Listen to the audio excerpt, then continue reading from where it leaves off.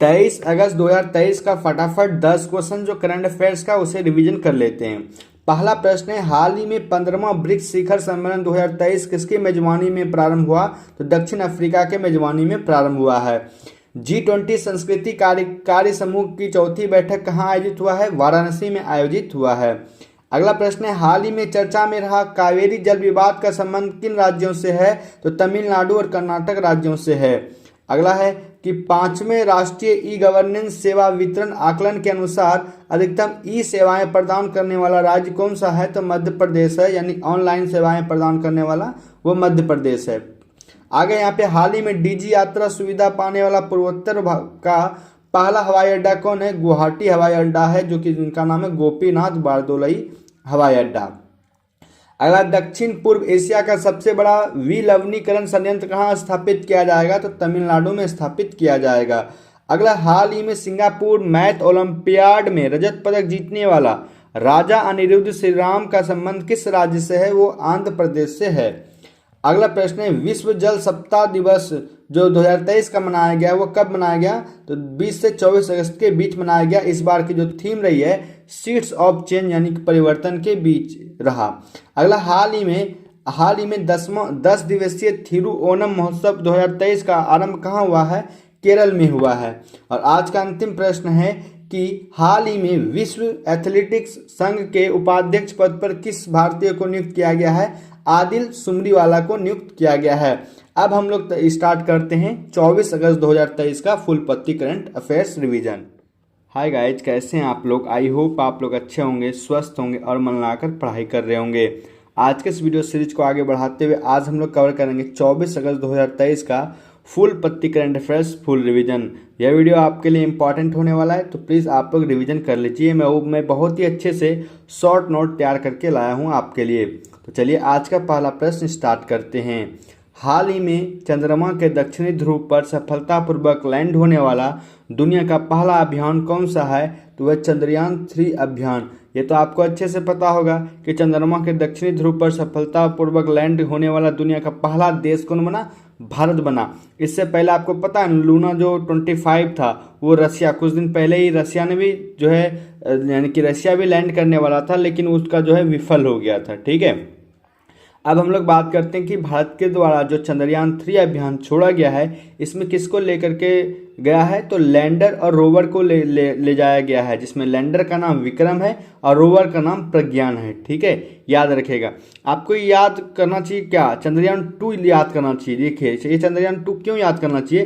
क्योंकि आपको याद होगा कि जो चंद्रयान 2 है जो 22 जुलाई 2019 को लॉन्च किया गया था, किस रॉकेट के द्वारा? GSLV Mk3 के द्वारा जो लॉन्च किया गया था, इसी में ऑर्बिटर, लैंडर और रोवर को लेकर के जाया गया था। लेकिन आपको यह भी ध्यान होगा कि ऑर्बिटर तो ठीक तरह से काम करने लगा था, चक्कर काटने लगा था, लेकिन जो लैंडर और रोवर था वो सही से, यानी कि लैंडर जो है सही से उतर नहीं पाया था, वो असफल हो गया था लैंडर और रोवर। इसी लैंडर और रोवर असफल होने के कारण जो है ये चंद्रयान 3 को लॉन्च किया गया, जिसके साथ में भेजा गया लैंडर और रोवर को। यहाँ तक क्लियर हो गया ना आपको? तो आप कहेंगे हाँ क्लियर हो गया। अब हम लोग पहले ये बात कर लेते हैं इसरो के बारे में, क्योंकि आपको पता है कि अपने देश का जो आन बान शान इसरो है, यानी कि स्पेस के मामले में तो इसरो है। इसरो जो है इसकी स्थापना 15 अगस्त 1969 को होती है। इनका हेडक्वार्टर बेंगलुरु में है। और इसरो जो है कोई भी अगर उपग्रह लॉन्च करती है तो वो कहाँ से? सतीश धवन केंद्र से। ये कहाँ पर है? तो आंध्र प्रदेश के श्रीहरिकोटा में स्थित है। समझ में आ गया? अब बात करते हैं कि इसरो का जो प्रथम अध्यक्ष था वो कौन था? तो विक्रम साराभाई था। इन्हीं के नाम पर जो ये लैंडर का नाम रखा गया है। ठीक है, और रोवर का नाम प्रज्ञान जो है रखा गया है ज्ञान के नाम पर। ठीक है, आगे देखा जाए यहाँ पे वर्तमान अध्यक्ष कौन है? तो एस सोमनाथ जो है अभी वर्तमान में इसरो के अध्यक्ष है। इतना क्लियर हो गया। अब हम लोग चंद्रयान के बारे में जानते हैं। आपको पता है ना, चंद्रयान की तरह से 3 जो है चंद्रयान छोड़ा गया, जिसमें से पहला चंद्रयान फर्स्ट जो छोड़ा गया था वो 22 अक्टूबर 2008 को भारत के द्वारा छोड़ा गया था। इसमें केवल जो है ऑर्बिटर मिशन था, सिर्फ वहाँ पे चक्कर काटने के लिए ये वाला मिशन था। ठीक है ना। और आपको ध्यान ये रखना है कि रॉकेट जो इसमें शामिल था PSLV C11 के द्वारा जो है चंद्रयान फर्स्ट को छोड़ा गया। आपको याद यह रखना है फ्रेंड्स कि चंद्रयान जिस रॉकेट से छोड़ा गया है वो बहुत ही इंपॉर्टेंट है, क्योंकि आपके एग्जाम में ये रॉकेट ही पूछा जाता है। ठीक है, अधिकतर।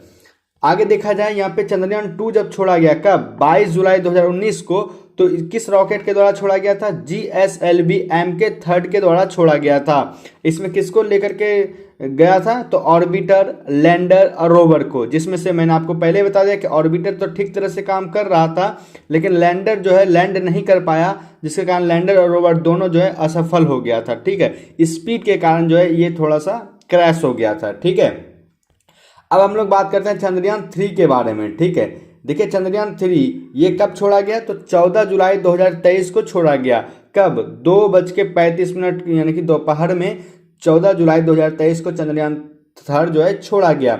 इसमें लागत कितना आया था? 615 करोड़ का लागत आया है। किस रॉकेट के द्वारा इसको छोड़ा गया? तो LBM-3M4, जिसको बाहुबली रॉकेट के नाम से भी जाना जाता है। इनका जो वजन है वो 3900 kg है। ठीक है, आपको ध्यान ये रखना है कि जो 14 जुलाई 2023 को छोड़ा गया तो वो पहुंचा कब? तो 23 अगस्त 2023 को 6:04 पर जो है ये सफल लैंडिंग करते हैं। कहाँ पर? दक्षिणी ध्रुव पर। इस तरह से भारत जो है दक्षिणी ध्रुव पर सफल लैंडिंग करने वाला दुनिया का पहला देश बना है। ठीक है, और ध्यान ये रखना है कि इसके साथ लैंडर और विक्रम को ले जाया गया है, क्योंकि आपको पता है कि चंद्रयान 2 में जो है लैंडर और जो रोवर था, यहाँ पे आपको लैंडर और यहाँ पे रोवर कर देना। ठीक है, लैंडर और रोवर जो है ये दोनों ही विफल हुआ था, इसलिए इन्हीं दोनों को ले जाया गया इस बार चंद्रयान 3 में। ठीक है, इसमें ऑर्बिटर शामिल नहीं है। आगे आपको ध्यान रखना है कि चांद पर जो लैंड करने वाला, ये भारत जो है चौथा देश बना चांद पर लैंड करने वाला, लेकिन दक्षिणी ध्रुव पर लैंड करने वाला चांद पर वो पहला देश बना। ठीक है, 4 कौन कौन सा देश है? अमेरिका है, रूस है, चाइना है, फिर अब भारत बन गया है। ठीक है, इतना समझ में आ गया ना? यहाँ पे लैंडर और यहाँ पे आपको रोवर कर लेना, क्योंकि लैंडर का नाम ही विक्रम है और रोवर का नाम प्रज्ञान है। ठीक है, अगला प्रश्न है कि हाल ही में थाईलैंड का नया प्रधानमंत्री किसे नियुक्त किया गया है? तो श्रेथा थाविसिन को नियुक्त किया गया है। ये थाईलैंड के नए प्रधानमंत्री बने हैं। थाईलैंड की राजधानी है बैंकॉक। ठीक है, आगे आपको ध्यान रखना कि ऑस्ट्रेलिया के नए पीएम कौन बने? एंथनी एल्बनीज बने हैं। आगे याद रखना आपको कि जो जापान के पीएम है वो कौन है? फूमियो किशिदो है। ठीक है, और आपको ये भी ध्यान रखना है कि जापान में ही इस बार क्वाड का भी बैठक हुआ है और G7 का भी बैठक हुआ है। इन दोनों का बैठक कहाँ पे हुआ है? जापान में हुआ है। ठीक है, याद रखिएगा। जापान की राजधानी क्या है? टोक्यो है। ठीक है, आगे भारत के उपराष्ट्रपति कौन है? तो जगदीप धनखड़ बने हाल ही में, याद रखिएगा। भारत के कंट्रोलर एंड ऑडिटर जनरल कौन है? कैग, वो है गिरीश चंद्र मुर्मू। इससे संबंध आर्टिकल कौन सा है? 148। ठीक है, और इसकी नियुक्ति जो है राष्ट्रपति के द्वारा होती है। आगे भारत के अटॉर्नी जनरल कौन है, यानी कि महान्यायवादी कौन है? तो R वेंकट रमनी है। इससे संबंधित आर्टिकल कौन सा है? 76 है। ठीक है, अगला प्रश्न है कि CBI के निदेशक कौन है? तो वह प्रवीण सूद। मुख्य सतर्कता आयुक्त जो जिसको CBC कहते हैं वो कौन है? प्रवीण कुमार श्रीवास्तव है।